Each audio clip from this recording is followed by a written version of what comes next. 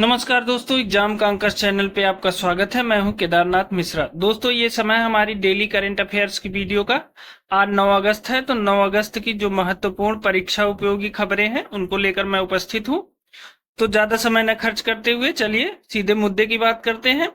आज की जो महत्वपूर्ण खबरें हैं उन पे चर्चा शुरू करते हैं। तो आज की पहली खबर है, पहले विज्ञान रत्न पुरस्कार के लिए किसे चुना गया है। क्या है? पहले विज्ञान रत्न पुरस्कार के लिए किसे चुना गया है? तो ये चुना गया है गोविंद राजन पद्मनाभन को।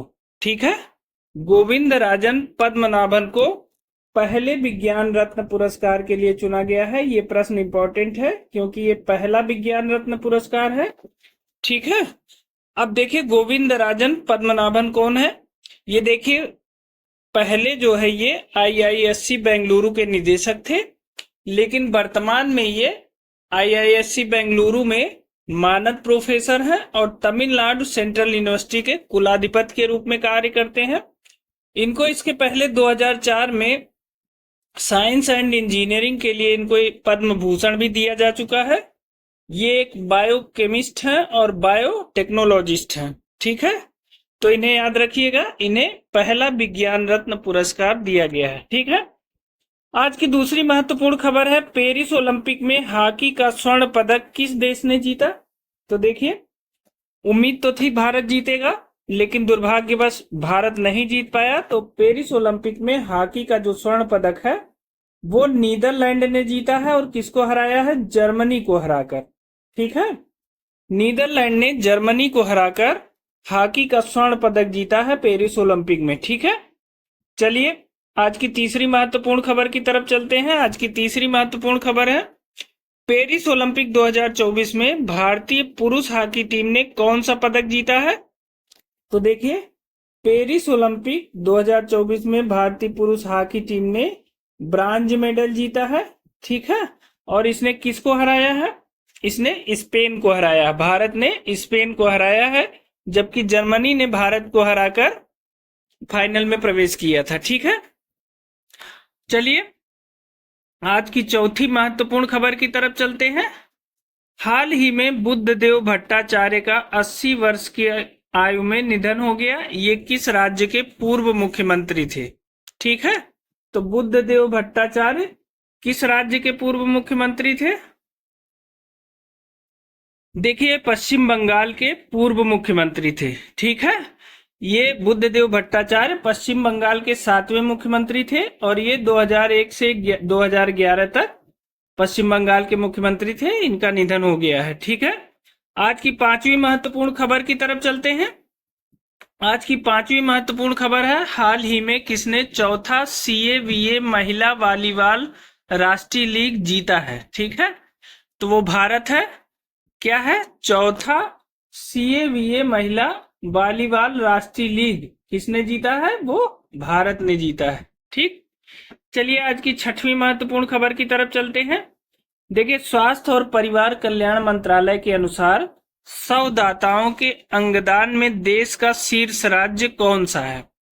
तो देखिए, तेलंगाना है। ठीक है, प्रश्न को फिर से समझिए, बहुत इंपॉर्टेंट है। स्वास्थ्य और परिवार कल्याण मंत्रालय की जो रिपोर्ट है उसके अनुसार 100 दाताओं की, मतलब जिनकी मृत्यु हो गई है, उनके अंगदान में देश का शीर्ष राज्य कौन सा है? तो वो है तेलंगाना। ठीक है, जिनकी मृत्यु हो गई है उनके अंगदान में शीर्ष राज्य कौन सा है? वो है तेलंगाना। ये बहुत इंपॉर्टेंट प्रश्न है, इसको याद रखिएगा। ठीक है, सातवीं महत्वपूर्ण खबर की तरफ चलते हैं। हाल ही में स्थानीय निकाय चुनाव के लिए 2 बच्चे वाली नीति को किसने समाप्त किया है? ठीक है, स्थानीय निकाय चुनाव के लिए 2 बच्चे वाली नीति, इसका मतलब वहां इसके पहले 2 बच्चे की नीति लागू थी कि स्थानीय चुनाव निकाय वही लड़ सकता है जिसके सिर्फ 2 बच्चे हों, लेकिन इस समय इस नीति को समाप्त कर दिया गया। वह किस राज्य में? आंध्र प्रदेश में। ठीक है, तो आंध्र प्रदेश में स्थानीय निकाय चुनाव के लिए 2 बच्चे वाली नीति को समाप्त कर दिया गया। ठीक है, आठवें खबर की तरफ चलते हैं। आज की 8वीं खबर है, आरबीआई की नवीन मौद्रिक नीति समिति ने रेपो रेट कितनी प्रतिशत निर्धारित की। ठीक है, तो जो भी परीक्षा अभी हाल में होने वाली है, जैसे यूपी पुलिस की परीक्षा, यूपी पीसीएस की परीक्षा और आरओ एआरओ की परीक्षा, इन सब के लिए मोस्ट इंपॉर्टेंट प्रश्न है कि आरबीआई की नवीन मौद्रिक नीति ने रेपो रेट कितने प्रतिशत निर्धारित की है, तो 6.5%, 6.5%। इसको याद रखिएगा, इन तीनों परीक्षाओं में ये प्रश्न पूछे जाने की प्रबल संभावना है। ठीक है, मैं फिर से बता देता हूं कि आरबीआई की जो नवीन मौद्रिक नीति है उसमें रेपो रेट 6.5% निर्धारित किया गया है। ठीक है, आज की नवी महत्वपूर्ण खबर की तरफ चलते हैं। 15 अगस्त को किस रॉकेट से भारतीय अंतरिक्ष अनुसंधान संगठन इसरो EOS 8 सैटेलाइट लॉन्च करेगा? ठीक है, 15 अगस्त को किस रॉकेट से भारतीय अंतरिक्ष अनुसंधान संगठन इसरो EOS 8 सैटेलाइट लॉन्च करेगा? तो वो है SSLV D3 रॉकेट। ठीक है, किस रॉकेट से? SSLV D3 रॉकेट से। कौन सी सैटेलाइट? EOS 8 satellite. ठीक है, चलिए आज की 10वीं महत्वपूर्ण खबर की तरफ चलते हैं। आज की 10वीं खबर है Randstad employer brand research 2024।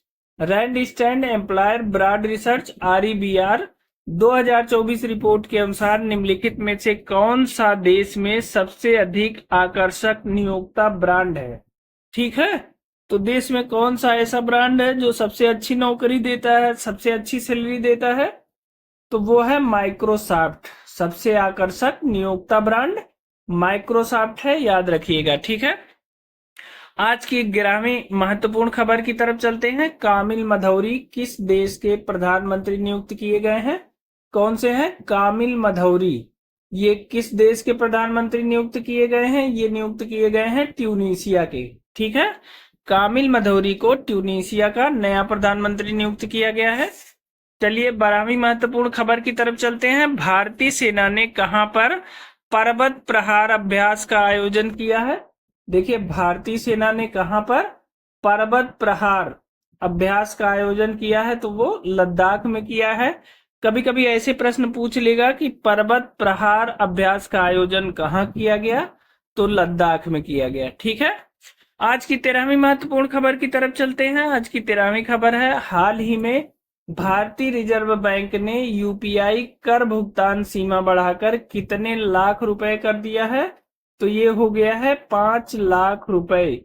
बहुत इंपॉर्टेंट प्रश्न है सभी परीक्षाओं के लिए।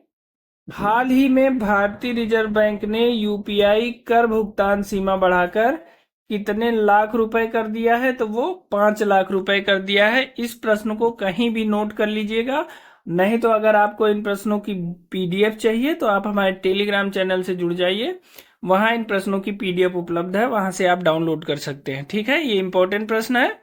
चलिए 14वें प्रश्न की तरफ चलते हैं, 14वीं खबर की तरफ चलते हैं। आज की 14वीं महत्वपूर्ण खबर है पेरिस ओलंपिक 2024 भाला फेंक में थ्रो करके नीरज चोपड़ा ने कौन सा पदक जीता? तो देखिए, इनसे बड़ी उम्मीद थी, पूरा देश टकटकी लगाए सिर्फ नीरज चोपड़ा को देखने के लिए बेताब था कि यह जवान हमारा एक सोना लेके तो जरूर आएगा, लेकिन हमें निराशा हाथ लगी। पेरिस ओलंपिक में भाला फेंक का सोना पाकिस्तान के नदीम ने जीता। उन्होंने 92.97 मीटर भाला फेंका, जबकि नीरज चोपड़ा ने 89.45 मीटर का भाला फेंका, लेकिन इन्होंने सिल्वर पदक जीता। भारत की तरफ से पेरिस ओलंपिक 2024 में सिल्वर पदक जीतने वाले नीरज चोपड़ा पहले खिलाड़ी हैं। ठीक है, तो नीरज चोपड़ा ने सिल्वर पदक जीता। किससे हारे? ये पाकिस्तान के नदीम से हारे। ठीक है, कितनी दूरी तक इन्होंने फेंका था भाला? 89.545 मीटर, और पाकिस्तान के नदीम ने 92.97 मीटर। ठीक है, चलिए 15वें महत्वपूर्ण खबर की तरफ चलते हैं। विदेश मंत्री एस जयशंकर प्रसाद किस देश की आधिकारिक यात्रा पर गए हैं? तो देखिए, विदेश मंत्री जी अभी मालदीव की यात्रा पर गए हैं। ये खबर महत्वपूर्ण इसलिए है क्योंकि हाल के दिनों में भारत और मालदीव के संबंध तनावपूर्ण रहे हैं। ऐसे में इनकी यात्रा बहुत महत्वपूर्ण है और देखा जाएगा कि इन्होंने वहां जाके क्या बात की और क्या निर्णय लिए गए। ठीक है, चलिए आज की 17वीं महत्वपूर्ण खबर की तरफ चलते हैं। आज की 17वीं महत्वपूर्ण खबर है, चर्चा में रही बी रेडी रिपोर्ट का संबंध किससे है। ठीक है, चर्चा में रही बी रेडी रिपोर्ट का संबंध किससे है, तो ये है वर्ल्ड बैंक से। अब देखिए बी रेडी रिपोर्ट क्या है। वर्ल्ड बैंक क्या करता है कि किस देश में निवेश करने की परिस्थिति है कि नहीं, कारोबारी परिस्थितियां उपलब्ध हैं कि नहीं, इस स्थिति की जांच करता है और निवेशकों को यह बताने का प्रयास करता है कि फला देश में ऐसी परिस्थितियां उपलब्ध हैं जहां आप निवेश करके मुनाफा कमा सकते हैं। तो बी रेडी रिपोर्ट उसी से संबंधित है।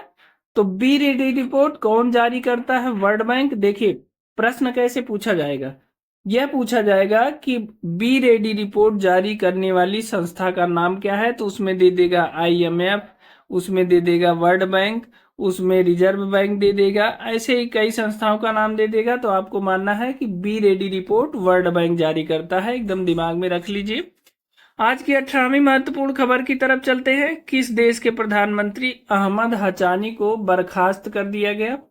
देखिए किस देश के प्रधानमंत्री अहमद हचानी को बर्खास्त कर दिया गया, तो ये बर्खास्त किया गया है ट्यूनीशिया के प्रधानमंत्री को। ठीक है, तो ट्यूनीशिया के प्रधानमंत्री अहमद हचानी को बर्खास्त कर दिया गया। और अभी हमने ऊपर बताया कि ट्यूनीशिया के नए प्रधानमंत्री कौन बने, तो नए प्रधानमंत्री बन गए कामिल मधौरी। ठीक है, अहमद हचानी को हटा के कामिल मधौरी नए प्रधानमंत्री बन गए।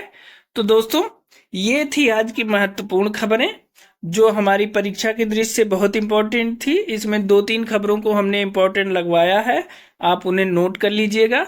और अगर आप नोट न कर पाए, इन प्रश्नों की PDF चाहते हैं, तो आप हमारे टेलीग्राम चैनल से जुड़ जाइए, वहां इन प्रश्नों की PDF उपलब्ध है। टेलीग्राम चैनल का लिंक हमने डिस्क्रिप्शन बॉक्स में दे दिया है। ठीक है दोस्तों, अगर आपको ये वीडियो अच्छी लगी है तो वीडियो को लाइक करें। अगर आप इस चैनल पे नए हैं तो सब्सक्राइब जरूर कर लीजिए। अगर आप किसी भी कंपटीशन की तैयारी करते हैं, चाहे यूपी पुलिस, यूपी PCS या यूपी RO परीक्षा के लिए, तो ये चैनल आपके लिए है। हम निःशुल्क टेस्ट सीरीज चला रहे हैं। आप उस टेस्ट सीरीज के माध्यम से लगातार गलत होने वाले प्रश्नों में अपने सुधार कर सकते हैं। और जो भी परीक्षा आप आने वाली संभावित परीक्षाएं हैं उनमें आप देखेंगे कि आपके स्कोर में लगातार परिवर्तन हो रहा है और आप ग्रोथ कर रहे हैं, सिलेक्शन की तरफ बढ़ रहे हैं। तो इस चैनल को लाइक करिए, सब्सक्राइब करिए। आज के लिए इतना ही, मिलते हैं कल कुछ नई खबरों के साथ। तब तक के लिए बहुत बहुत धन्यवाद।